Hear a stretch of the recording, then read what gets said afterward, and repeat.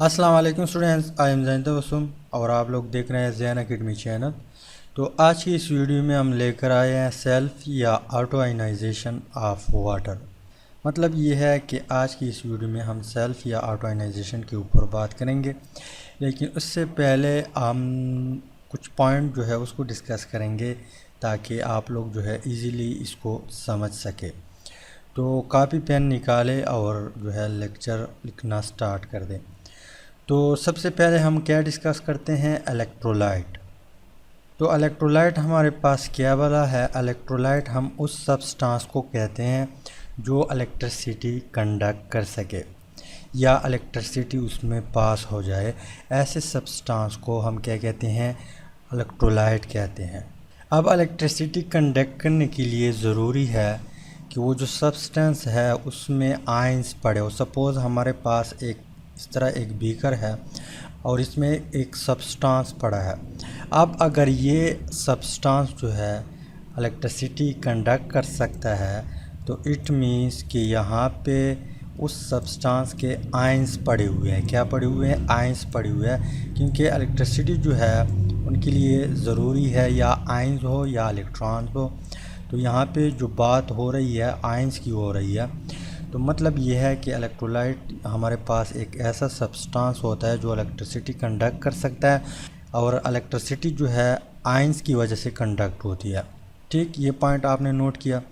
यहाँ पे second point ये है कि हमारे पास इलेक्ट्रोलाइट तो है, उसमें आयंस भी होते हैं, लेकिन हमारे पास दो किस्म के इलेक्ट्रोलाइट होते हैं। एक को हम स्ट्रांग इलेक्ट्रोलाइट कहते हैं, एक को हम वीक इलेक्ट्रोलाइट कहते हैं। अब स्ट्रांग इलेक्ट्रोलाइट वो इलेक्ट्रोलाइट होता है जिसमें ढेर सारे आयंस हो, मतलब आयंस की धड़ाधड़ आयंस यहाँ पे पड़े हो, उसको हम क्या कहते हैं? स्ट्रांग इलेक्ट्रोलाइट कहते हैं। वीक इलेक्ट्रोलाइट उस इलेक्ट्रोलाइट को हम कहते हैं कि उसमें स्मॉल अमाउंट में आयन प्रेजेंट हो, बहुत कम मिकदार में आयन प्रेजेंट हो। उस सब्सटेंस को हम क्या कहते हैं कि ये हमारे पास वीक इलेक्ट्रोलाइट है। क्या है? वीक इलेक्ट्रोलाइट है। अब वाटर जो है, वाटर वो हमारे पास क्या है? वाटर हमारे पास वीक इलेक्ट्रोलाइट है। क्या है? Weak electrolyte. अगर वाटर हमारे पास वीक इलेक्ट्रोलाइट है तो इट मीन्स कि वहाँ पे बहुत स्मॉल अमाउंट में आयंस होंगे। सपोज़ हमारे पास ये एक बीकर है। क्या है? एक बीकर है। अब यहाँ पे एक इलेक्ट्रोलाइट प्रेजेंट है लेकिन वाटर है। क्या है? इसमें आप वाटर कंसीडर करें कि यहाँ पे वाटर मौजूद है। अब वाटर हमारे पास प्योर वाटर, ये पॉइंट नोट करें कि प्योर वाटर जो होता है वो वीक इलेक्ट्रोलाइट होता है। जब वीक इलेक्ट्रोलाइट होगा तो इट मीन्स कि यहाँ पे स्मॉल अमाउंट में आयन प्रेजेंट होंगे वाटर के। वाटर के आयंस कैसे होते हैं? एक होता है हाइड्रोजन आयन, एक होता है हाइड्रोक्सिल आयन। अब यहाँ पे अगर आयन प्रेजेंट है तो यहाँ पे ये आयंस किस तरह बने हैं? यहाँ पे क्वेश्चन ये है कि अगर वाटर वीक इलेक्ट्रोलाइट है, आयन मौजूद है यहाँ पे, स्मॉल अमाउंट में है, खैर स्मॉल अमाउंट में तो है, लेकिन वो बने कैसे हैं? एसिड हमने डाला हुआ है इसी वजह से बने हैं, बेस हमने डाला हुआ है इसी वजह से बने हैं, या कोई और वजह है? तो यहाँ पे बच्चों जो आयंस बने हुए हैं वाटर के वो कुछ इस तरह बने हुए हैं कि हमारे पास यहाँ पे एक वाटर मॉलिक्यूल है, ये रिएक्शन करता है दूसरे वाटर मॉलिक्यूल से, रिज़ल्ट में आपको देता है hydronium ion plus hydroxyl ion. अब ये आयंस जो बने हैं ये वाटर से बने हैं और ये ख़ुद ब खुद बने हैं। तो इस तरह जब वाटर से आयंस बनते हैं और ख़ुद ब खुद बनते हैं, एसिड डालने से नहीं, बेस डालने से नहीं, जो ख़ुद ब खुद बनते हैं उसको हम क्या कहते हैं कि ये सेल्फ या ऑटो आयनाइजेशन ऑफ वाटर है। तो वाटर में ये फिनोमेना ख़ुद ब खुद होता है। ये पॉइंट नोट करें कि ये फिनोमेना ख़ुद ब खुद होता है। अब यहाँ पे अगर आप लोग कंफ्यूज है कि ये आयन किस तरह बने हैं, रिएक्शन तो हमने देख लिया, लेकिन अगर हम इस तरह थोड़ा सा डीप जाए, हमारे पास इस तरह ऑक्सीजन होगा, ऑक्सीजन के पास यहाँ पे हाइड्रोजन होता है, यहाँ पर भी हाइड्रोजन होता है, इसी तरह जो दूसरा H2O है उसके साथ यहाँ पर भी हाइड्रोजन है और यहाँ पर भी हाइड्रोजन है। अब ये वाला हाइड्रोजन जो है ये ऑक्सीजन छोड़ देगा, बॉन्ड ब्रेकअप होगा, लेकिन यहाँ पे जो इलेक्ट्रॉन शेयर हुए हैं वो ऑक्सीजन लेके जाएगा।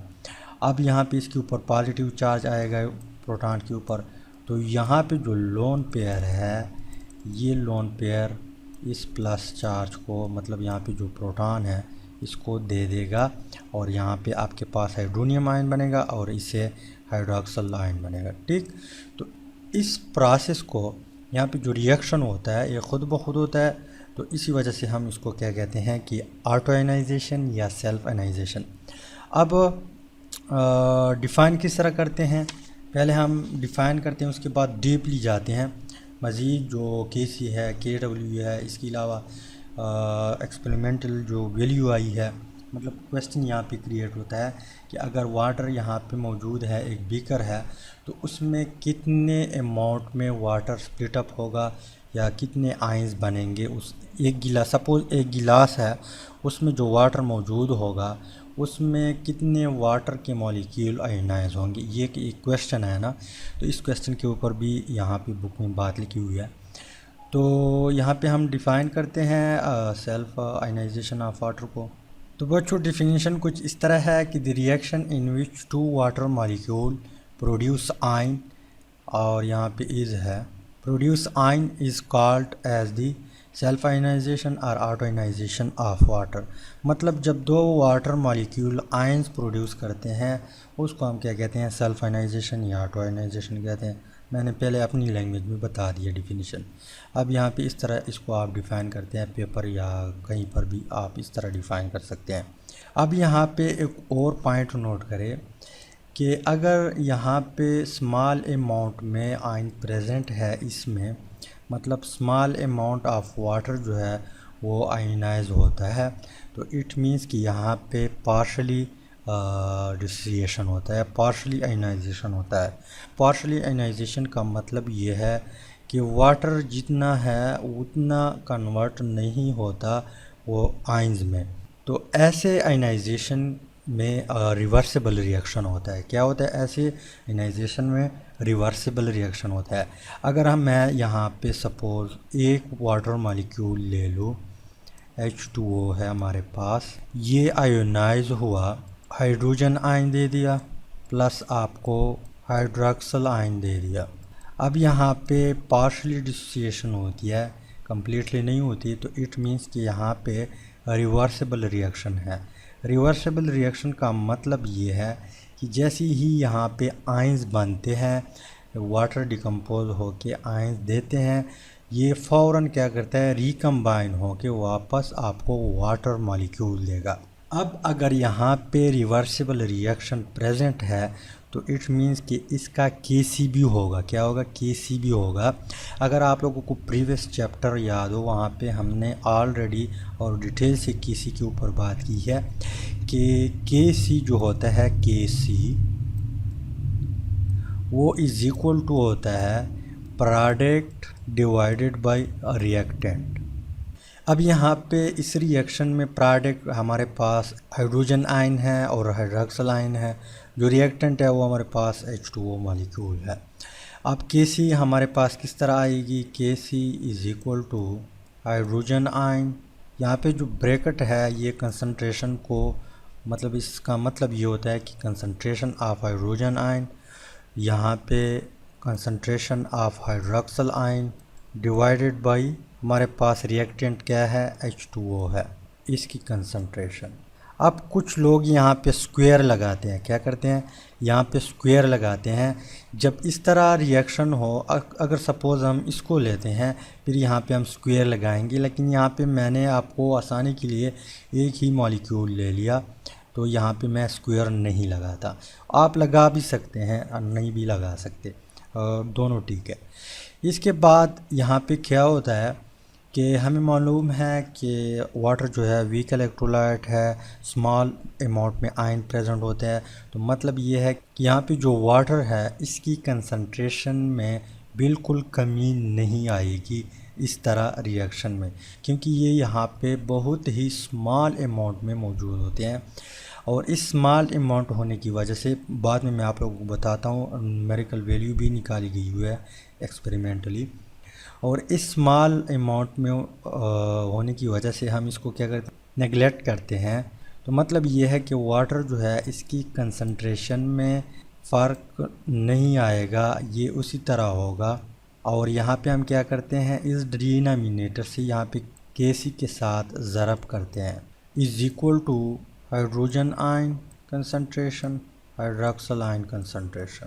ठीक, अब यहाँ पे ये सॉरी यहाँ पे H2O है, H2 मैं यहाँ पे लिखता हूँ। ठीक, आप H2O कंसीडर करें, मुझसे गलती हो गई। तो यहाँ पे ये इस तरह H2O है। ठीक, ये वाला चीज़ है।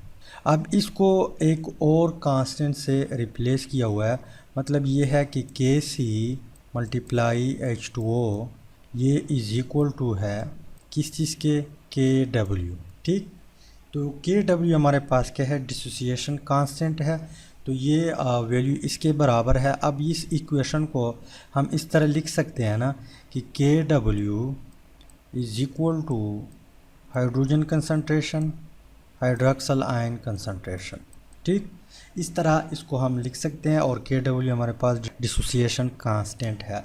अब हम आते हैं क्वेश्चन की तरफ कि अगर हमारे पास एक बोतल है, सपोज़ एक बोतल है इस तरह, और ये हमारे पास 2 लीटर है, सपोज़ कर ले ये हमारे पास 2 लीटर है।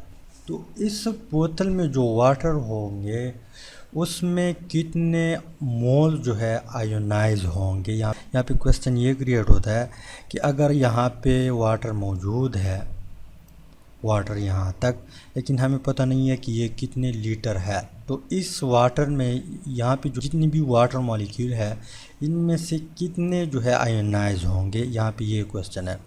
तो इसके लिए यहाँ पे एक्सपेरिमेंट किया हुआ है, पहले से एक्सपेरिमेंटली मालूम किया हुआ है कि सपोज़ यहाँ तक जो है, यहाँ तक ये जो है ये 1 लीटर है, 1 लीटर, या आप dm³ भी कह सकते हैं, दोनों सेम है। मतलब 1 litre is equal to dm³। यहाँ तक 1 लीटर है और यहाँ तक वाटर भी मौजूद है इस एरिया तक, मतलब 1 लीटर हमारे पास पानी है। तो इनमें से 1.0 ज़रबे 10 की पावर -14 मोल्स आयोनाइज होंगे। क्या होंगे, अगर हम एक बोतल में 1 लीटर पानी ले लें तो उनमें से इतने मोल जो है वो आयोनाइज होंगे। अब ये बहुत ही स्मॉल वैल्यू है, अगर मैं इस तरह लिखूँ तो ये हमारे पास इतनी वैल्यू है कि 0.10234 5 6 7 8 9 10 11 12 13 और यहाँ पे 1, तो 0.000000001 मोल्स। तो ये बहुत ही स्मॉल वैल्यू है। क्या है, स्मॉल वैल्यू है। लेकिन यहाँ पे ये वैल्यू जो मालूम की हुई है ये 25 डिग्री सेल्सियस पे मालूम की हुई है। तो Kw जो है, एक और पॉइंट नोट करें, ये टेम्परेचर पे डिपेंड करता है। अगर हम यहाँ पे टेम्परेचर इंक्रीज़ करेंगे, क्या करेंगे, 25 से मज़ीद 60 या 50 60 70 करेंगे, तो यहाँ पे जो आयनाइजेशन आयंस जो बनते हैं वो ज़्यादा मकदार में होंगे। यहाँ पे तो वैल्यू क्या होगी, यहाँ पे -13 -12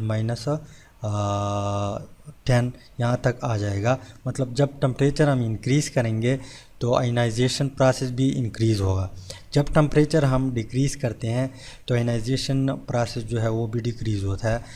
सपोज़ हम यहाँ पे 25 डिग्री सेल्सियस पे यहाँ पे इतनी आयंस बनते हैं वाटर के, 1 लीटर में इतने मोल्स आयन बनते हैं, इतने मोल्स आयन बनते हैं 1 लीटर में।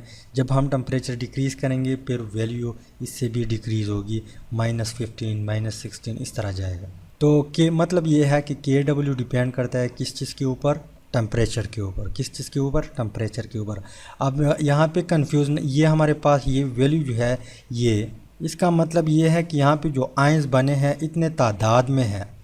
मतलब ये है कि 1 लीटर में इतने मोल्स, यहाँ पे जो वैल्यू है इतने मोल्स आयोनाइज हो चुके हैं 1 लीटर में। इसका मतलब ये है। तो इसको हम इस तरह भी लिख सकते हैं ना कि Kw या हाइड्रोजन और हाइड्रोक्सिल आयन कंसंट्रेशन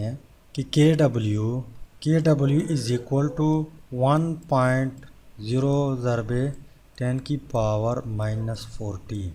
ये दोनों के लिए है, मतलब हाइड्रोजन आयन और हाइड्रोक्सिल आयन।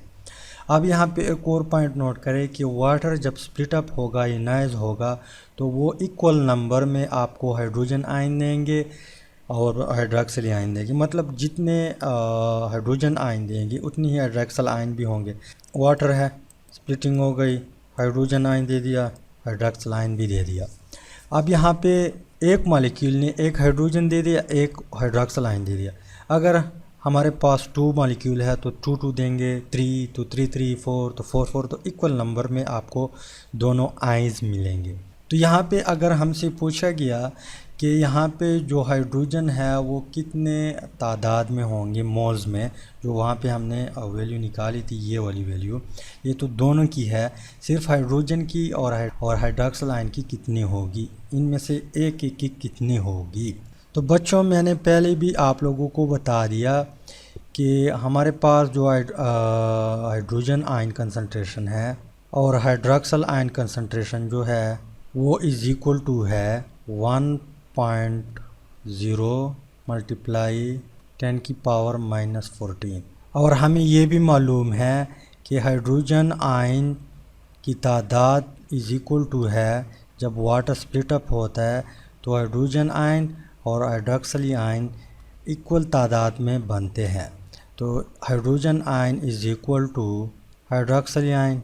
ठीक, अब अगर ये इक्वल है तो इट मीन्स कि यहाँ पे हम इस तरह ले सकते हैं कि हाइड्रोजन आयन और यहाँ पे हाइड्रोजन आयन, क्योंकि हाइड्रोजन आयन की तादाद हाइड्रोक्सिल आयन के बराबर है, तो हम इस तरह ले सकते हैं इज़ इक्वल टू 1.0 मल्टीप्लाई 10 की पावर -14। ठीक, अब इन दोनों को ज़रब करने से यहाँ पे क्या होगा, इस तरह हम लिख सकते हैं, मतलब इसके ऊपर हम स्क्वायर लगा सकते हैं और ये वैल्यू उसी तरह आएगी। अब इस स्क्वायर को ख़त्म करने के लिए हम क्या करते हैं, यहाँ पे स्क्वायर रूट लेते हैं।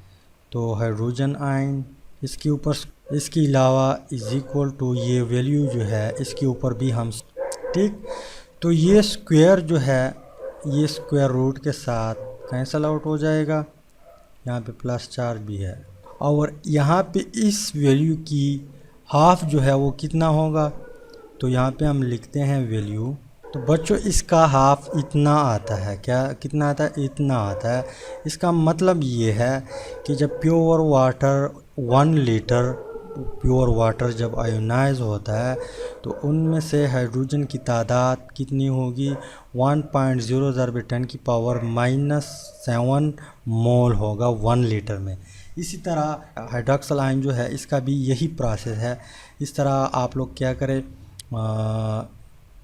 Hydroxyl ion is equal to hydrogen ion, फिर आपने क्या करना है, यहाँ पे 2 दफ़ा हाइड्रोक्सिल आयन लिखना है, उसके बाद ये वैल्यू लिखनी है, फिर हाइड्रोक्सिल आयन के ऊपर स्क्वायर लेना है, फिर स्क्वायर रूट। इस तरह सेम कहानी है, इसी तरह सेम टू सेम इसी तरह है। तो उम्मीद करता हूँ ऑटो आयनाइजेशन ऑफ वाटर जो है इसकी समझ आई होगी। अगर समझ आई है वीडियो को लाइक करें, शेयर करें, चैनल को ज़रूर सब्सक्राइब करें। Finally thanks for watching.